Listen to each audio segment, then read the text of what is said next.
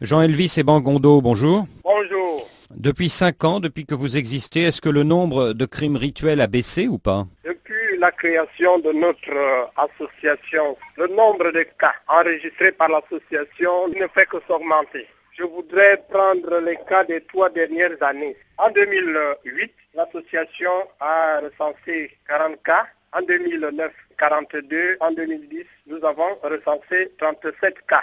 Chaque semaine, on découvre un corps dans la nature. Et chaque semaine, un enfant au moins est assassiné pour satisfaire les personnalités qui font ces basses besoins. Ce qui veut dire que presque chaque semaine, on trouve un enfant gabonais tué dont le corps est mutilé, c'est ça? Justement, c'est ça. Ça peut être relayé par la presse ou bien on étouffe les informations. Mais les gens qui font ces sacrifices humains, qu'est-ce qu'ils cherchent? Ils cherchent les honneurs, le pouvoir, la vie en opulence et surtout les biens matériels. Mais en quoi ces sacrifices humains vont leur donner tout ça?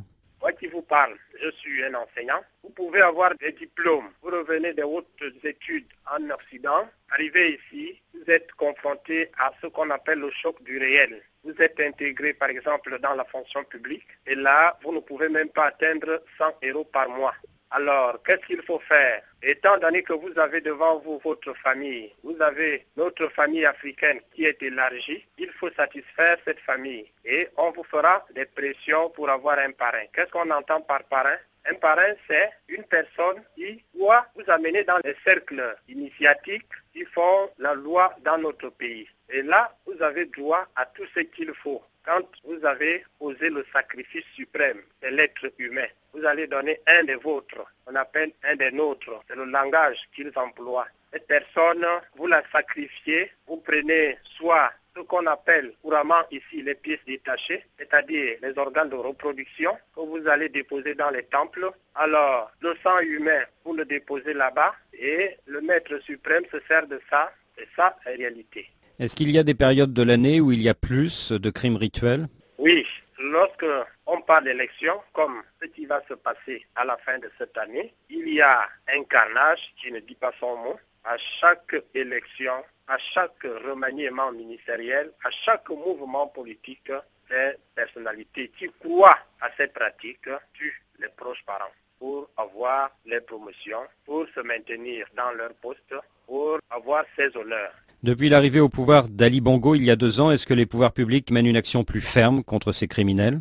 Je suis un peu déçu. J'avais vraiment proclamé haut et fort bravo parce que quand il était ministre de la Défense, nous avons organisé un colloque ici sous sa haute présidence parce que c'est lui qui avait représenté le chef de l'État. Nous avons eu un colloque organisé par les agences des Nations Unies au mois de juillet 2005. Alors, il y a eu des recommandations. Maintenant, au lieu de protéger les êtres humains, il parle de la protection de la flore, de la faune. Or, moi, je m'attendais à une éradication systématique de ce phénomène. L'être humain, c'est l'être sacré, c'est la première chose qu'il faut protéger. Parce qu'on ne commande pas les arbres, on commande les êtres humains. Il faudrait qu'ils mettent fin aux crimes rituels sur l'étendue du territoire national. Est-ce qu'il y a déjà eu des arrestations, voire des procès de ces criminels? Voilà aussi un second problème. Lorsqu'on parle de dénonciation, on arrive à dénoncer en disant que c'est X ou Y qui est derrière cet acte barbare, mais les commanditaires ne sont jamais passés à la barre. On arrête toujours des assassins. Les assassins peuvent témoigner, mais la justice relâche 3 mois, 6 mois après ces assassins. Et le commanditaire est toujours chez lui, en train de boire la bière, ainsi de suite. Bon. Le commanditaire est protégé. Le commanditaire est toujours protégé, il y a l'impunité, il y a leur système de solidarité entre les commanditaires et ces personnalités-là. Donc, ils ne peuvent pas cracher dans la soupe qui les nourrit. Est-ce que vous n'êtes pas découragé, monsieur Ebangondo? Le découragement, c'est réservé à une personne qui ne peut pas faire la course de fond. Je sais que c'est une lutte à long terme. La preuve en est que nous avons, dans un premier temps, brisé ce tabou. Ce que nous attendons maintenant, c'est les sanctions contre les coupables. Je sais que ça viendra. Et est-ce que vous êtes menacé? Les menaces, oui, parce qu'il n'y a que sur un arbre qui porte des fruits qu'on peut jeter les cailloux. Je dénonce un phénomène barbare alors que nos dirigeants veulent continuer à conduire le peuple dans l'obscurantisme. Voilà pourquoi je les dérange. Mais je suis soutenu par les églises, je n'ai pas honte de le dire. Je suis soutenu par l'Union européenne, les États-Unis. Je crois qu'avec une pression de la communauté internationale, nous pouvons arriver à mettre un terme à ce phénomène. Jean Elvis Ebangondo, merci.